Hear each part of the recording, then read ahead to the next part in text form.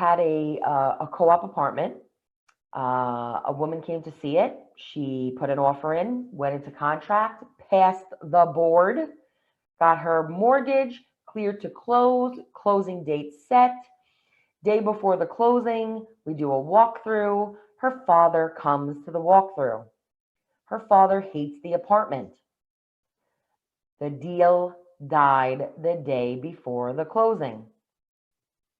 That makes you want to cry. You're going to cry, your seller's going to cry, you're probably going to lose the listing. So many things are going to happen, and you're not going to understand. You need to know who else is involved in the home buying process. Now, that's an extreme case, but another case would be, you show the house, and you put in an offer, and you're going to set up the home inspection, right? Because you got the accepted offer, and the buyer says, "Oh, can I take my parents to see it? Or can I take my, spouse to see it?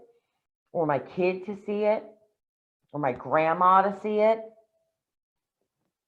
And then grandma comes and grandma don't like it. "Oh, I'm sorry, we have to pull the offer." The other agent is mad at you. You were all happy about you're getting a deal. Now you're not getting a deal. Is there anyone else involved in the home buying process? You could have prevented that by perhaps doing a second showing or bringing everybody to the showing the first time around. Number 4, by the way, do you need to sell your existing home before you buy? This is a twofold. Number 1, you're going to know if there's a contingent offer on the table.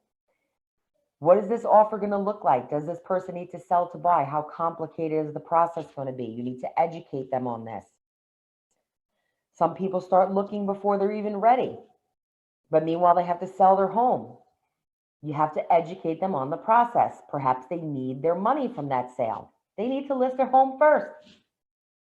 You know that. You need to educate your buyers. And then on the second note, you can get a listing. How awesome is that? Make sure you're asking the right questions.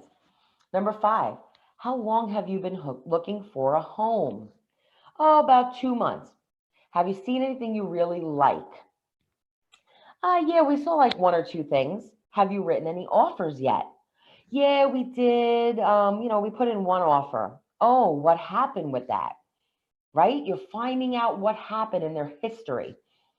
There's several reasons, right? If they've been looking for a home, I remember we were talking, and one of the agents told me that the buyer told her they were looking for 8 years. Woo, 8 years.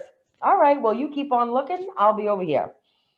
If someone's looking for 8 years, they're probably not going to buy. They're window shoppers.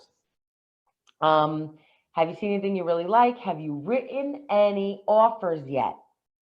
You're going to know, are they lowballing offers? What happened with the offer, right? The fact that they are writing offers is great. And what happened with that? Perhaps they lost, maybe it was a bidding war and they lost, or, maybe it was just against one other person, not necessarily a bidding war, but they still lost the place. Maybe they'll be more aggressive next time. These are all great things to know. This is about the motivation. These are the things you need to know. It doesn't matter how many damn bedrooms they want. You're going to find them the house they want. The specifics of that don't matter. Number 6, are you currently working with an agent? Yes. Yes? All right, well, good luck. And if things don't work out with him or her, feel free to let me know, and we would love to represent you. If no, great. An agent from our team or I would love to represent you in order to find that perfect place, right? Then you move on to the next question if they're not working with an agent. Otherwise, this is that loyalty, right? You need to know, are they working with someone else? Because then what happens is, and I've had people tell me this before, you'll show up to an appointment, the buyer will show up to an appointment, the listing agent will show up to the appointment, and the buyer's agent will show up to the appointment. And where does that leave you? You lose. So you need to make sure you're asking these questions. Number 7, so I see you looked at single family house for 3 bedrooms in Bensonhurst. Have you narrowed your focus to that specific area? Have you narrowed your focus? That is what you need to ask. Don't say, oh, so you're looking to, live in Bensonhurst. Have you narrowed your focus? And if they tell you something like, well, I'm looking in Queens, I'm looking in Florida, I'm looking in Pennsylvania, I'm looking in Staten Island, I'm looking in Jersey, probably not ready, right? These are all things that you need to know. At this point, it doesn't matter if they have a damn pre-approval. As you notice, we have not even asked that question yet. Number 8, and what is the best days and times for you to look at properties, right? If they say, oh, well, I'm available evenings and weekends, right? Common, at least you know. Number 9, so tell me, what would be your ideal home? That way, if I see any other listings you might like, I can set you up with an appointment as well. Now, they might go into bedrooms, baths, right? Parking, how many families, they might tell you some specifics. Well, I need to have a pool. I need to have a garage. I need to, you're going to learn some of their specifics that way. Number 10, and the price was 800,000, right? Of the property they sent to you. What's a comfortable price range for you? Is that comfortable for you? And then they might tell you, they're going to tell you how much they're looking for.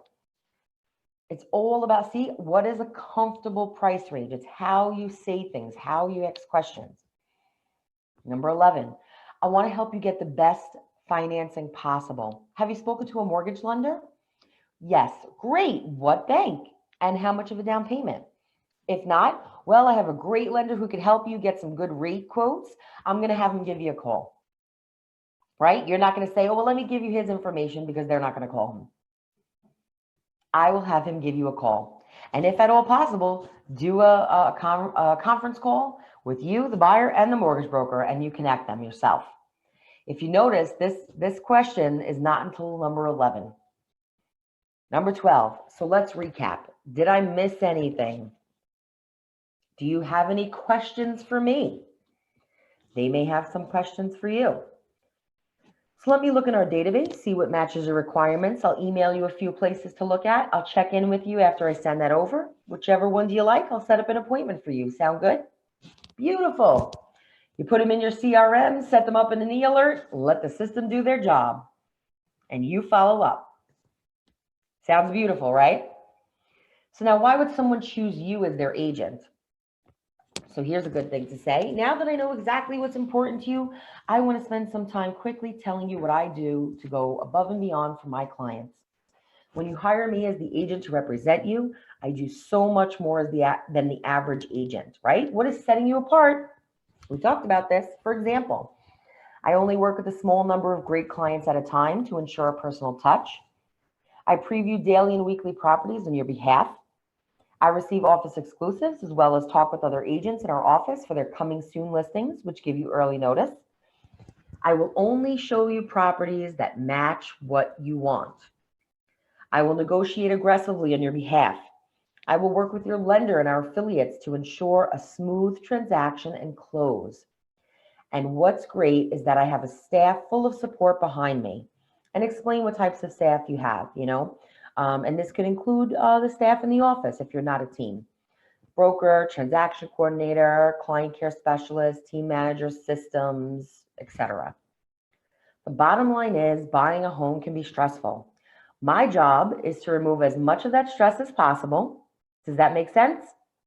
So would you like me to help you find a home? Can't imagine you would want to say yes, say no after that, right? Can't imagine you'd want to say no.